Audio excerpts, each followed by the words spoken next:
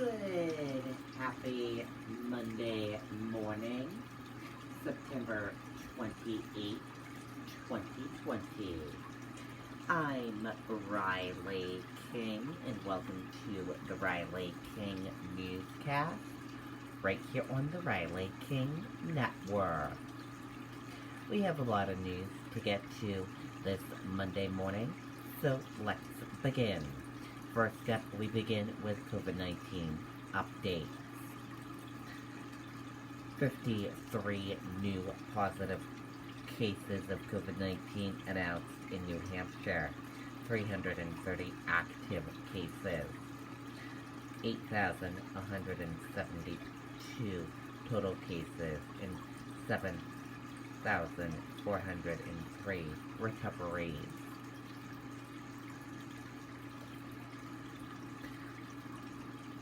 53 new positive cases of COVID-19 have been confirmed in New Hampshire, health officials said Sunday. And now let's take a look at your COVID-19 in New Hampshire, important information and latest data. Let's take a look at that right now.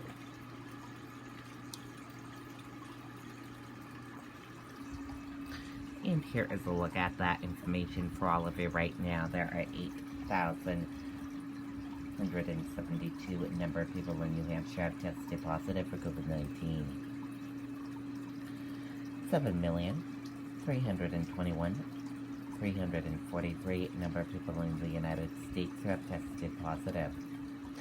439 number of deaths from COVID-19 in New Hampshire. 736 number of people have been hospitalized with COVID-19 in New Hampshire, and 453 number of deaths from COVID-19 in the United States. And let's take a look at this map of New Hampshire where current cases of COVID-19 are. Manchester, 44. And let's take a look at this map of New Hampshire where total cases of COVID-19 are. Manchester, 58. And let's take a look at the three charts here. Let's start with the first chart here. New cases each day in New Hampshire in the purple. Daily new positive COVID-19 cases. In the orange, new hospitalization. In red are the deaths. Let's take a look at this chart here. Total cases. Total current COVID-19 cases in the purple. And current hospitalizations in the orange. And let's take a look at this chart here. Total cases in the purple, total positive COVID-19 cases, in orange, total hospitalizations, red deaths, and blue recovered. Let's take a look at this chart here. Age group of cases, female and male of cases, and risk information. Let's take a look at this chart here. Infections, hospitalizations, and deaths. And let's take a look at this chart here. Deaths, percent of New Hampshire population, race/ethnicity of cases, and hospitalizations. And a reminder, your common symptoms: fever, lack of smell, cough, difficult breathing, chills, nausea, vomiting, and diarrhea. How it spreads, and prevention tips. And be sure to stay with the Riley King Network for the latest of your COVID-19 information. New Hampshire Fish and Game urge safety as hikers flock to trails. 2 hikers die in 1 week. Let's take a listen to that video from WMUR News 9.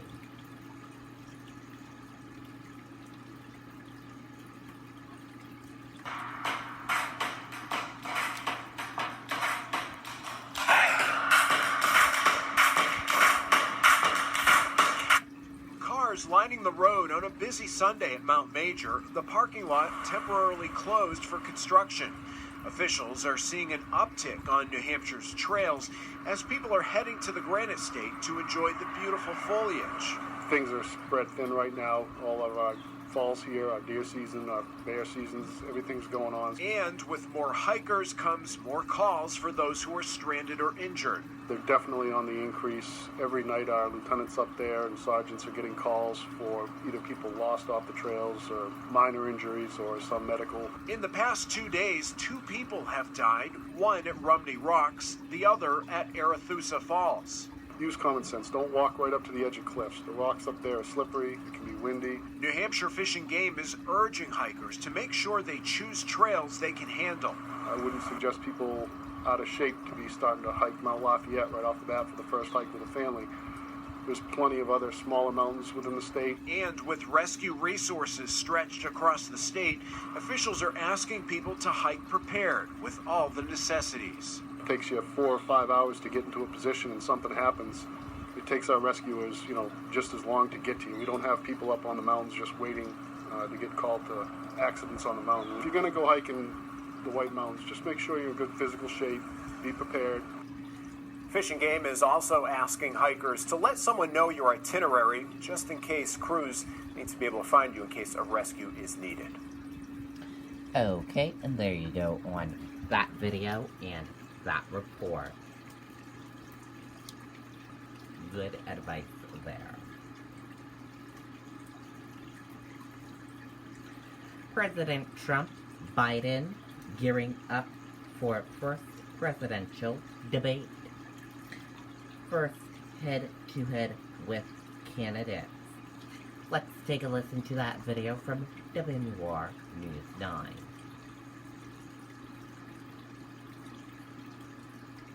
Hey, Paul here, owner of Century Roofing. I personally wish to thank the thousands of our customers for supporting our team. At Century, our team continues to grow, and we... President Trump and former Vice President Joe Biden will go one-on-one Tuesday night in Cleveland, Ohio. Neil Levesque, director of the New Hampshire Institute of Politics, says he expects people will be watching in high numbers compared to past presidential debates. People are very energized for this election.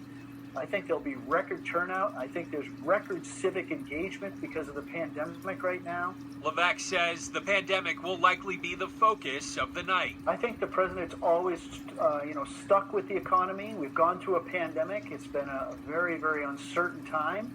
But if you look at the stock market, things are still healthy in the country. And I think he's going to try to point to that. I think that Biden needs to show a contrast. He needs to show, in the pandemic, if I had been president, this is what I would have done, and this was the president's reaction, and it was faulty. But Levesque adds people will really be watching to see how the two stack up against each other. Donald Trump is very skilled up at the debate stage, particularly in sort of landing personal attacks.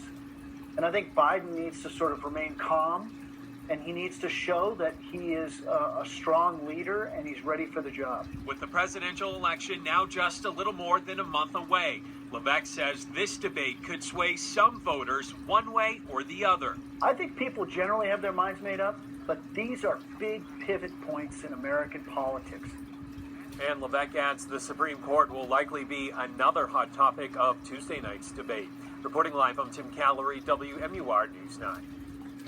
Okay, and there you go on that video and that report. One person dies in multi-unit apartment building fire in Colebrook. Let's take a listen to that video from WMUR News 9. Hey, Paul here, owner of Century Roofing. I personally wish to thank the thousands of our customers for supporting our team. At Century, our team continues to grow. Investigators in Colebrook are looking into what sparked a deadly fire today. Firefighters were called to this apartment building on Main Street just before 8 this morning. The body of a man was found inside one of the apartments after those flames were put out. As firefighters arrived, 6 people were out on the roof of the porch in need of rescue. One of them fell off and was hurt. They were unable to get out of their normal path, and they escaped through a window onto a porch roof, and they slipped on the roof when they were waiting for the firefighters to get the ladders up. Fire officials have not released the identity of the victim. Meantime, the person who fell off the roof is getting further treatment at Dartmouth Hitchcock. Okay, and there you go on that video and that report.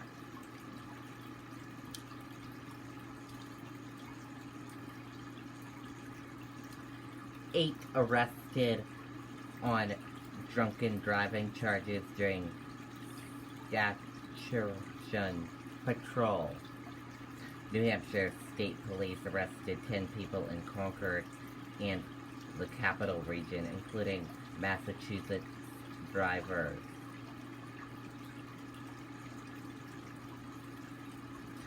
New Hampshire State Police DWI stationary patrol Saturday in the greater Concord area led to 10 arrests, including 8 on driving while intoxicated charges. During patrol, state troopers from Troop D stopped 68 vehicles. One was from Hyannis, Massachusetts, was arrested on driving while intoxicated, possession of a controlled drug, and transport drugs in a motor vehicle charges. A juvenile was also arrested for under driving while intoxicated, minor in possession of alcohol, and minor transporting alcohol. 6 other people were also arrested on DWI charges.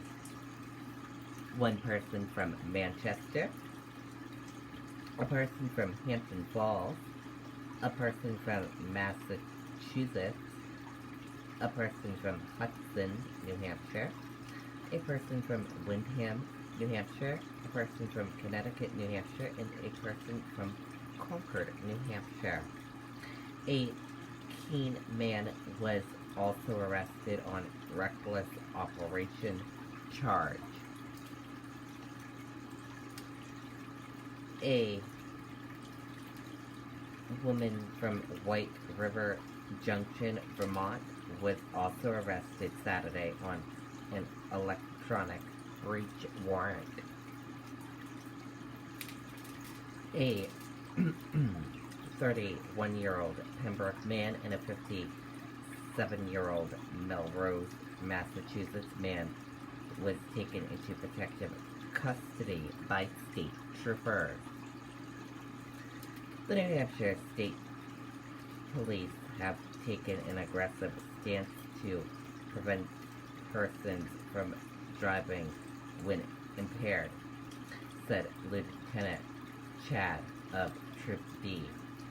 New Hampshire has some of the most aggressive laws in the country to fight impaired driving, and the law enforcement community will use those tools to their fullest extent to make sure our citizens and visitors are safe when operating their vehicles on our roadways.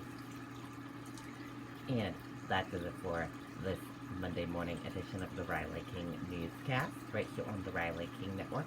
Thank you for watching. Have a great rest of your Monday, and see you back here later on today for another newscast. I'll have the news report coming up in a little bit. Goodbye, everyone.